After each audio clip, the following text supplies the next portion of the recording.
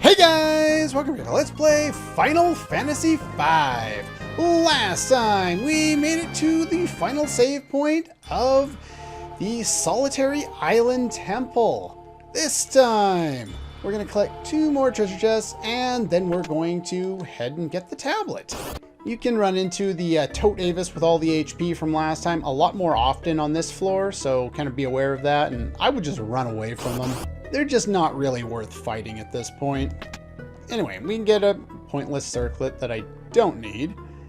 And then we can head on up here. And then we can go over my new setup. As far as Bartz goes, he's the same as always. He's a samurai doing absolutely nothing. But he doesn't need that much more AP to finish it off. Then he can be something else, finally. As far as the other 2, they have been turned into blue mages, and with Dimension as a secondary, and with Summon as a secondary. Ferris, I have turned into a dancer for the first time since I did my grinding much earlier in the game, or my ABP farming, or whatever the hell it was. So the dancer is a unique class, and it has dance as its secondary ability by default. Now, dance will do one of 4 things. 1, it'll absorb some HP. 2, it'll absorb some MP. 3, I think it does nothing. Or maybe there's only 3 options. And 4 is sword dance, the one anybody actually wants to occur. What sword dance does is it quadruples your attack power, meaning you can deal 4 times the damage, and when we equip two-handed on Ferris with a chicken knife, we can get huge amounts of damage. Now, the tiara is a unique piece, and the ribbon is something equipable only by the dancer class, so no one else can equip it, but look at how good it is. It is super good. Unfortunately, I need the Lamia's tiara, because what the Lamia's tiara does, again, that the game doesn't show you, is it will click a box somewhere that increases the chance of sword dance from 25% to 50%. And since we're attacking with 2 weapons, 4 times damage, you know, if it works, we deal crap tons of damage. It's really, really good. It's also really good for an upcoming boss fight. So I decided to change Ferris for that. Everyone is equipped with flame armors, or flame rings or whatever, because that will be particularly useful upcoming. Other than that, let's go in here and grab the tablet. Or a normal battle, that works too. Do I have to? Yes, I do. Now I gotta heal her again. Unfortunately, running away in this game is kind of a pain in the ass. It doesn't like to work very often. Alright, the dancer I think has one of the lowest HP pools of any job class. Like its maximum HP will be lower than pretty much everyone else. Maybe some of the mages, but at least all of the light armor job classes. Stoker will take care of you. Well, in other translations, they call this guy Wendigo. Either way, it doesn't really look like much. What I would do, and the reason why I have blue mages is so that I'll learn Mind Blast, which is a new blue magic spell. Dance randomly and see if you get lucky. That's pretty much my strategy. The way this guy works, and technically according to this he's level 7 with 20,000 HP, absorbs water, nullifies earth, you can use darkness, sleep, and slow on him. But first things first, blue magic, big guard. 72 MP, uses a lot of MP, but all the protection in the world. Protect, shell, I think regen, haste, and I can't remember what else. Float, obviously. But they're going to move around after each one, and if you target the wrong one, you're not going to hit them. The reason why I have Dimension Magic is in case I need to cast Reset. Let's see, Haste 2 if we don't already have that on. And Hurricane can reduce you down to critical. What you can do with Sildra or any multi-targeting attack is attack them with that, and only one of them is real, the other ones are fake. So as soon as you do that, they counter with Blaze, which is Ice Elemental. And so I have Flame Rings to nullify the damage, and Ice Shields to absorb a little bit of that for the mages there. So let's see if we can find the guy. Not that one. So let's guess maybe it's that one. Unfortunately, sword dance is not working too well for me here. They're susceptible to slow, so let's cast slow on them.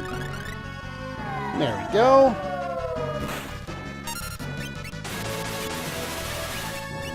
And let's hit another one with silver there. Basically, this is kind of a random fight because of the way I have it set up with Ferris doing dance, because that's really your highest output of damage. And it was that one again. Don't know which one he's going to turn into or which one's going to be the real one, but as soon as you damage them, they switch up pretty much every time. Let's see here. Let's have Bart's pick that one. No, not that one. Maybe it's this one. Really? All right, let's guard through a little bit. I'm guessing that one, maybe?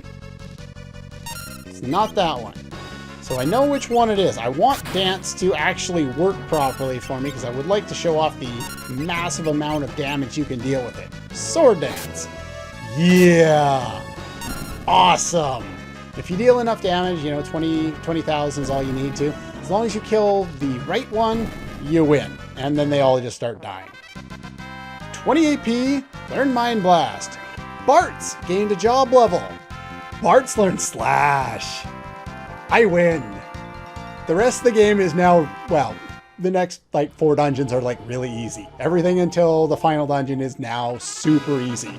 Slash is broken levels of good in this game. It is ridiculous how good it is, though. And they remove the barrier that I set up earlier. Well, I didn't set it up, but anyway, door to the Fork Tower in which the ultimate black and white magic spells rest has been opened. And I want to go for those. Not so much for the spells themselves, but I would like to... yeah, if the 2 spells are not taken at the same time, the tower will cause a large explosion and you get game over. So you got to get it at the same time. But anyway, we got that. So let's cast Dimension Magic and exit. Let's get the hell out of here. Now that we've unlocked the other temple over there, I would like to go over there with pretty much all haste. We could go unlock some more weapons, but nah. Let's go do this first and then we can move on. I'm going to go heal up and reset up my jobs at town, and I will see you in a moment. Okay, we're back. And with mastering of the Samurai job class, I now have access to Slash. Slash, I will show off what it does in a little bit here, but we've changed Bart back into a hunter, gave him the Yoichi bow, dark hood, dark gear. I could also give him the Mirage robe, but not right now. Running shoes, that's going to be really good for him. In fact, that's one of the better setups you could possibly have, just because the hunter allows you to be in the back row so you can still deal damage, and you get to have Slash with haste. Really, really, really good.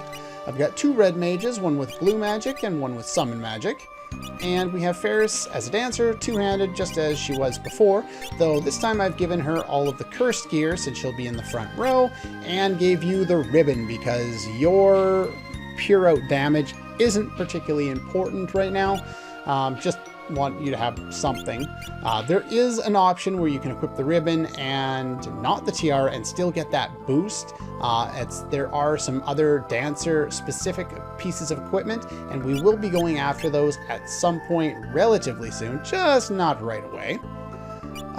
As far as equipment goes, pretty much standard. You have the running shoes and the wizard rod because you have summon, and we already looked at yours. Once you've saved, I would head in here. The Fork Tower is a really cool dungeon. The tower will explode. We'll split into 2 groups. Divide the party. Where will Bards go? Now, one side is based on physical damage and the other is based on magical. So we want to send our fighters to the right and we want to send our mages to the left. Assuming I'm not forgetting the order in which we're supposed to do this. So Lena will go over here. Hopefully I'm not misremembering that. Pretty sure I'm right on this. And we've got Ferris. Ferris deals physical damage. You can go over here. And last but not least, Kara's going to go to the left. Come on. There you go. Now I think you get forced into doing the mage run first, if I remember correctly. Yes, there we go. And both of our characters in the back row, both with gold pins. Let's go through this area. It's not very long. Don't worry too much about that. There are some weaker enemies here as well that I didn't do a bestiary entry on, so don't worry about them. They're just enemies we've fought in the past. I don't know why they're here, but anyway. Am I going to run into any enemies at all? I guess not. Get an ether. Sure. That's fine. Am I going to run into no enemies throughout this whole trip? That would be funny. Okay, maybe I am. Yeah, this area is not particularly long. Really? Nothing? And then we get a Wonder Rod. Okay, we got one enemy in here. And I think that contains all the new enemies in here anyway. As soon as you get into battle, use Sildra, you win. Against pretty much any enemy in here. Alright, got my notes all out of order because we had to go to the wrong place first. Tiny Maze, level 43, 1540 HP, immune to Death, Minion Toad. Level 43, Chrono Controller, whatever the master of something that whatever his name was. Also level 43, 2600 HP, immune to Gravity, Death, Stone, Berserk, Paralysis, and Mini.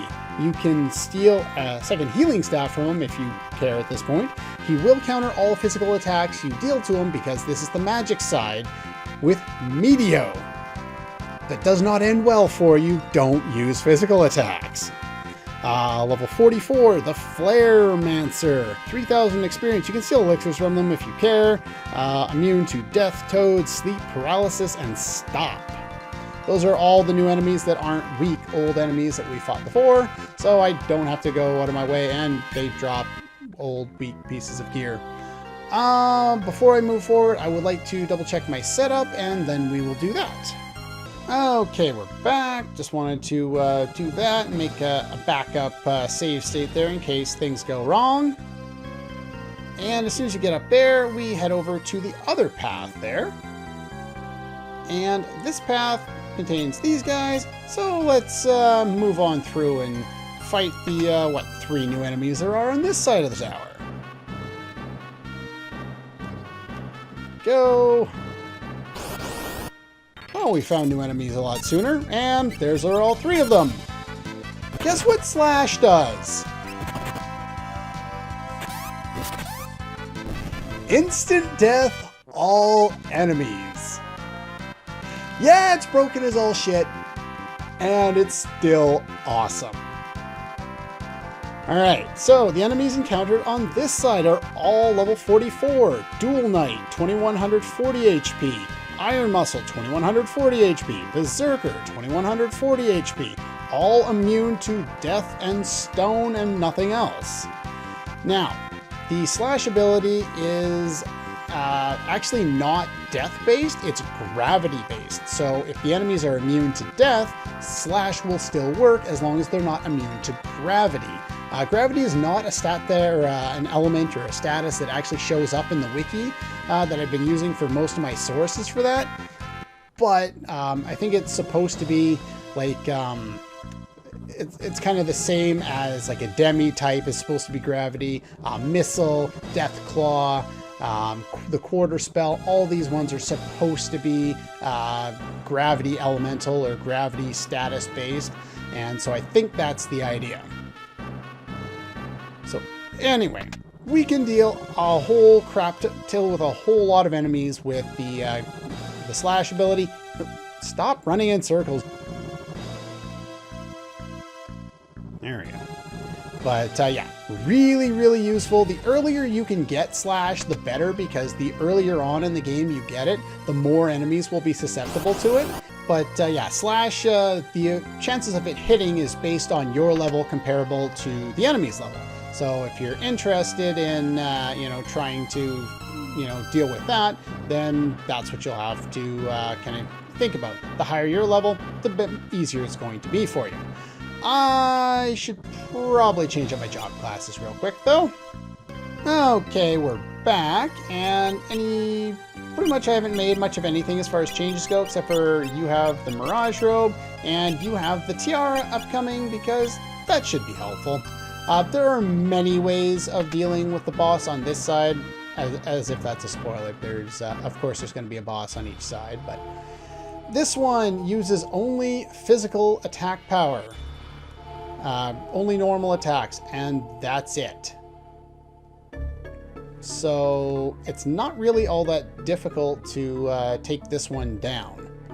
Anyway, you go to fight this guy. Pretty much anything you can do that attacks a lot will be good.